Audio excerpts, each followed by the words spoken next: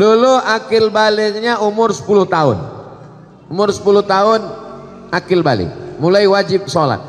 Lalu dia tidak sholat, dia belum hijrah, nggak ngaji. Lalu kemudian sekarang baru dia sholat. Saya baru sholat Pak Ustadz. Kapan? Subuh tadi. Umur berapa sekarang? 40. Berarti 30 tahun tidak sholat. Maka sholat-sholat yang lama selama 30 tahun itu dia qadha. Qadha artinya ganti. Qadha bukan tempat cuci tangan, itu qadha. Di qadha, yang lalu-lalu di qadha. Sekarang teknis mengqadhanya bagaimana? Selesai satu sholat langsung qadha. Habis maghrib nanti langsung qadha. Maghrib yang pertama dengan imam itu namanya ada. Usolli fardhal maghribi thalatha raka'atin adaan. Setelah maghrib dia qadha. Usolli fardhal maghribi thalatha raka'atin qadaan. Salat. Habis isya juga dia qadha. Berapa lama? Selama salat itu dia tinggalkan. 30 tahun Pak Ustaz. Di qadha 2022, lunas 2052. Kalau ninggal 2040, alhamdulillah bonus. Pemutihan. Saya nggak percaya nih sama Ustadz Somad ini. Mana dalil qadha? Dalil qadha tulis aja di Google. Yang nulis tentang qadha kawan saya, sahabat saya. Buat salat qadha Ustadz Sarwat. Ustadz Sarwat. Beliau punya rumah fikih. Qadha salat yang terlewat Ustadz Ahmad Sarwat LCMA. www.rumahfikih.com. 4 mazhab mewajibkan qadha. Tapi jangan gara-gara ini besok bapak cuti 1 bulan mengqadha 3 tahun. Teknis qadha sama seperti sholat biasa. Habis sholat subuh dengan imam 2 rakaat, habis itu qadha. Tapi jangan di masjid, di rumah. Karena tidak ada ba'diyah subuh. Khawatirnya kalau dibuat di Darul Falah, selesai sholat jamaah berbisik, aliran sesat. Oke, setelah jelas tentang qadha, habis selesai qadha, apakah boleh ba'diyah? Boleh. Sebagaimana boleh ba'diyah setelah sholat jenazah.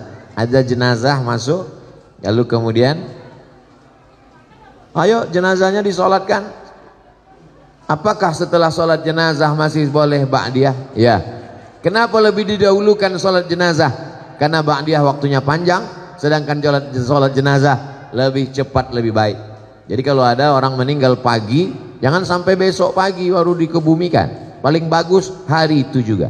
Boleh orang dimakamkan malam, boleh. Boleh dikuburkan malam. Nah ini, kalau bisa jangan sampai tunggu besok pagi, karena jenazah itu kalau sudah 24 jam mulai dia berubah, karena usus mulai membusuk dan lain sebagainya. Apalagi kalau ada dia kena penyakit menular, mulai mengeluarkan bakteri. Nanti orang yang memandikan tamu yang melayat.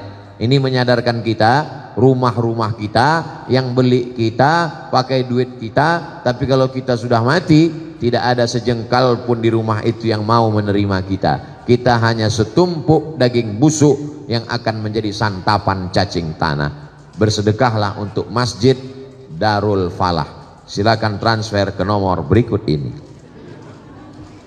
Itu tadi tentang qadha salat. Tidak boleh mengerjakan sholat sunat, tetap boleh sholat sunat. Orang yang belum selesai qadhanya tetap sholat sunat duha, tetap sholat sunat tahajud, tetap sholat sunat qabliyah dan ba'diyah. Jangan nanti kamu nggak sholat sunat, saya masih banyak utang. Enggak, tetap sholat sunat. Bagaimana hukumnya asuransi jiwa di bank syariah, boleh atau tidak? Asuransi hukumnya ada 2. Yang pertama mengatakan asuransi hukumnya haram karena ada unsur horor, gambling, judi. Satu tahun bayar 10 juta, 10 juta, 10 juta, 10 juta, 10 juta, 10 juta, 10 juta, 10 juta. Semuanya ada 10 orang. 10 kali 10 berarti terkumpul uang 100 juta. Tiba-tiba meninggal saya, mati. Saya yang dapat. Sudah bayar 10 tahun, nggak mati-mati. Judi. Maka kata kelompok yang pertama, asuransi itu ada judinya, maka dia haram. Kelompok yang pertama mengatakan haram. Kelompok yang kedua mengatakan asuransi itu halal, boleh. Kenapa? Karena di dalamnya ada unsur ta'awun, tolong menolong. Saya susah, nggak ada uang, maka dengan adanya uang iuran 10 juta, saya menjadi tertolong. Baik asuransi jiwa, asuransi kesehatan, maupun asuransi kendaraan, keselamatan di jalan raya. Maka ada dua pendapat. Begitu kata Syekh Ali Jum'ah dalam kitab Fatawa Mu'asirah, fatwa kontemporer. Silakan pilih antara dua ini, karena asuransi tak ada zaman Nabi. Saya milih judi Pak Ustadz, kalau begitu haram. Saya milih tolong menolong Pak Ustadz, kalau begitu boleh, silakan. Tapi konsisten, jangan ketika nggak dapat dibilang haram, pas dapat halam. Nah. Ustadz sendiri, saya tidak pakai asuransi jiwa, saya tidak pakai asuransi kesehatan, saya tidak pakai asuransi kendaraan. Terus pernah tabrakan? Sering.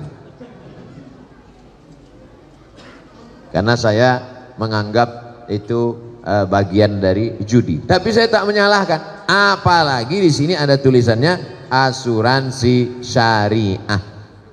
Nanti kalau ada sales yang datang ke perumahan Bapak Ibu mengatakan silakan daftar asuransi syariah, tanya mana fatwa dari DSN, Dewan Syariah Nasional. Air minum ini tidak boleh diminum sebelum ada label halal. Ini ada Pak Ustadz? Ada halalnya. Mereknya Sahabat. Sahabat apa? Sahabat UAS. Kalau minuman makanan kita mesti tahu ada label halalnya. Bukan label Pak Ustadz, label. Terserahlah mau label mau label. Kalau mesti ada label halalnya, maka kalau yang sifatnya ekonomi tidak dikeluarkan oleh Komisi Fatwa, tapi dikeluarkan oleh DSN, Dewan Syariah Nasional. Maka Bank Syariah mengeluarkan asuransi jiwa, maka silakan boleh lanjutkan karena mereka mengambil fatwa yang nomor 2 tadi. Begitu juga dengan BPJS, itu asuransi kesehatan. Sebetulnya uang digabung, uang digabung. Ada yang sakit, yang satu sudah bayar. Kamu BPJS sudah berapa tahun daftar? Udah 2 tahun Pak Ustadz, nggak pernah sakit, sehat terus. Berarti uangmu nggak pernah kamu pakai. Inilah rencana mau sakit nih Pak Ustadz. Assalamualaikum Pak Ustadz. Waalaikumsalam warahmatullahi wabarakatuh. Saya bekerja di swasta. Sebagian besar saham dimiliki non muslim dan saya menerima gaji setiap bulan. Namun per bulannya ada sumbangan rutin dengan nominal tertentu ke yayasan, tak saya sebut nama agamanya, menjaga kode etik jurnalistik, di mana situ sifatnya wajib bukan sukarela. Apakah kami nanti di akhirat saat dimintai pertanggungjawaban kemana uang sumbangan ini? Bagaimana hukumnya bekerja di perusahaan non muslim? Pertanyaan ini ada 2 pertanyaan bercabang. Pertanyaan pertama, apa hukum kerja di tempat non muslim?